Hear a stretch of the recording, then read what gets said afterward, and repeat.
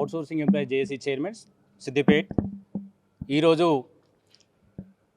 తెలంగాణ రాష్ట్ర వ్యాప్తంగా పనిచేస్తున్న ప్రభుత్వ రంగ సంస్థలు, కార్పొరేషన్లు, వివిధ రకాల సంస్థల్లో పనిచేస్తున్న అవుట్సోర్సింగ్ అండ్ కాంట్రాక్ట్ ఉద్యోగులందరికీ తెలంగాణ రాష్ట్ర ప్రభుత్వం మరియు ముఖ్యమంత్రి రేవంత్ రెడ్డి గారు నెలలో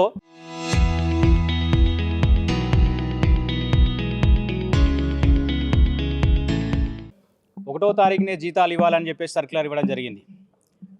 ఈరోజు ఆ కార్యక్రమం తీసుకోవడానికి ప్రధాన కారణం ఏంటంటే దశాబ్దాల నుంచి పోరాటం చేస్తున్న అవుట్సోర్సింగ్ అండ్ కాంట్రాక్ట్ ఉద్యోగుల యొక్క కళ నెరవేరింది అని మేము విశ్వసిస్తున్నాం, నమ్ముతున్నాం ప్రగాఢంగా.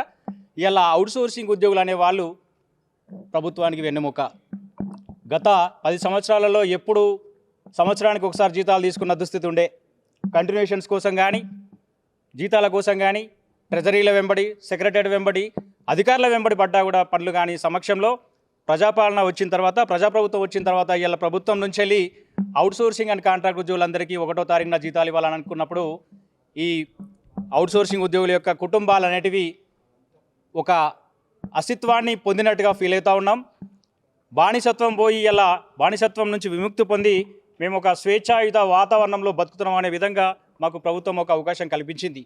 ఈ విధానాన్ని అవలంబించే విధంగా ప్రభుత్వం ఇంకా ముందస్తుగా నిర్ణయాలు తీసుకోవాలి, మార్గదర్శకాలు రూపొందించాలి. అదేవిధంగా విశ్వసనీయ సమాచారం ఏంటంటే ముఖ్యమంత్రి వర్గం నుంచి వెళ్ళి మొన్న అత్యంత సన్నిహితుడైన వేం నరేందర్ రెడ్డి గారిని కలవడం జరిగింది.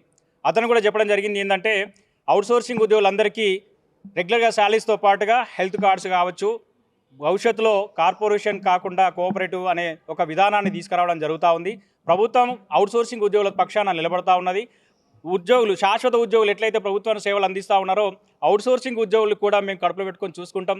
ప్రభుత్వానికి వ్యతిరేకమైన కార్యక్రమాలు చేసే వాళ్ళు కూడా మీ దగ్గర ఉన్నారు కదా అంటే, సార్ వాళ్ళందరినీ మేము అందరినీ క్షమాపణ వాళ్ళ తరపున మేము కోరుతా ఉన్నాం, మీరు వాళ్ళందరినీ పక్కన పెట్టేయండి, ప్రభుత్వానికి మేము అనుకూలంగా చేస్తూ ఉన్నాం, తిండి పెట్టడం దగ్గరనే మేము కొట్లాడి మేము సాధించుకుంటాం.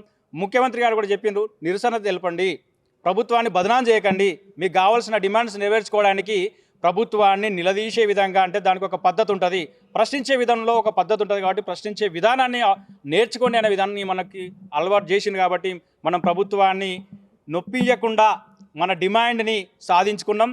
ఇది దశాబ్దాల కళ, మన అస్తిత్వాన్ని పొందినాం. కాబట్టి గౌరవ ముఖ్యమంత్రి గారికి జన్మతా రుణపడి ఉండాలి అనుకుంటున్నాం. అది ఎప్పుడు అంటే శాశ్వత ఉద్యోగులుగా మాదిరిగా రెగ్యులర్ శాలరీస్తో పాటుగా 2వ పిఆర్సీ ఇవ్వడం, అట్లనే హెల్త్ కార్డ్స్ ఇవ్వడం, చనిపోయిన కుటుంబాలకి.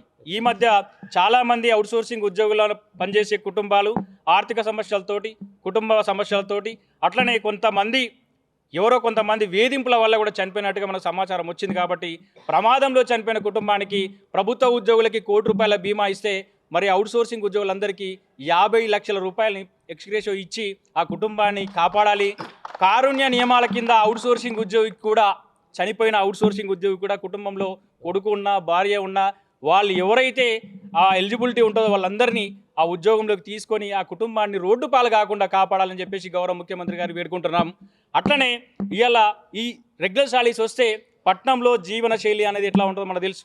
ఇవాళ ఇంధన ధర పెరిగింది, నీళ్ళవాడికి, పాలవాడికి, కరెంటు, రూమ్ రెంట్లు, బయట తిరగలేని పరిస్థితిలో ఉన్నాం. కాబట్టి అట్లాంటి వాటికి అవుట్సోర్సింగ్ ఉద్యోగికి ఉపశమనం లభించింది. కాబట్టి ప్రజాప్రభుత్వంలో ఉన్న ఫైనాన్స్ మినిస్టర్, డిప్యూటీ సీఎం భక్తి విక్రమార్క గారు కావచ్చు, సందీప్ సుల్తానా గారు కావచ్చు, మేము పోయిన ప్రతి సెక్రటరియట్లో మా అడుగు సెక్రటరియట్లో ఉన్న ఛాంబర్లు అన్నీ చెప్తూ ఉంటాయి.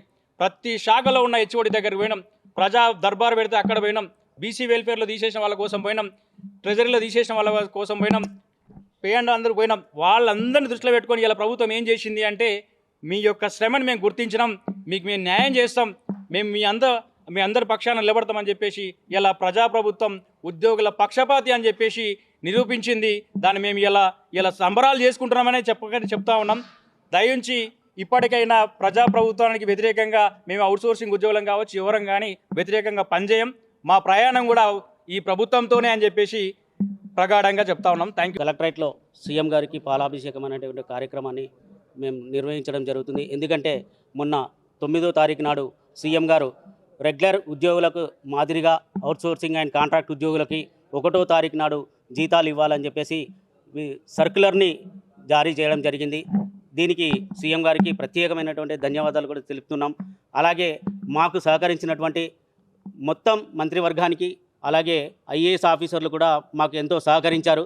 మొన్న త్రిసభ్య కమిటీ అని చెప్పేసి వేసినటువంటి కమిటీలో మాజీ సీఎస్ గారికి కూడా మేము వినతి పత్రం ఇచ్చినప్పుడు వారు కూడా సానుకూలంగా స్పందించి రానున్న రోజులలో సీఎం గారు దీనిపై ప్రత్యేకమైనటువంటి శ్రద్ధ పెట్టారు. ఖచ్చితంగా మీకు ఒక న్యాయబద్ధమైనటువంటి అంశాన్ని విత్ ఇన్ ద షార్ట్ పీరియడ్లో మీకు చెప్తామని చెప్పారు. చెప్పగానే ఆల్రెడీ మాకు జీవో రూపంలోనే మాకు సర్క్యులర్ని రిలీజ్ చేయడం జరిగింది.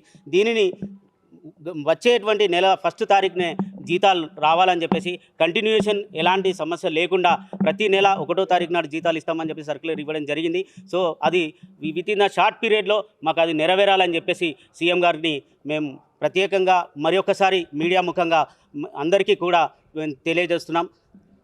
ముఖ్యంగా గత 10 సంవత్సరాలలో ఎప్పుడూ కూడా జరగనటువంటి ఒక కాంట్రాక్ట్ అండ్ అవుట్సోర్సింగ్ ఎంప్లాయీస్కి ఒక మంచి గౌరవాన్ని ఇచ్చిందని చెప్పేసి ఈ ప్రజా పాలన ఏదైతే ఉందో ఈ సీఎం గారికి మేము హృదయపూర్వకంగా మరొకసారి మా అవుట్సోర్సింగ్ అసోసియేషన్ స్టేట్ అండ్ జిల్లా తరపున హృదయపూర్వక ధన్యవాదాలు చెప్తున్నాం.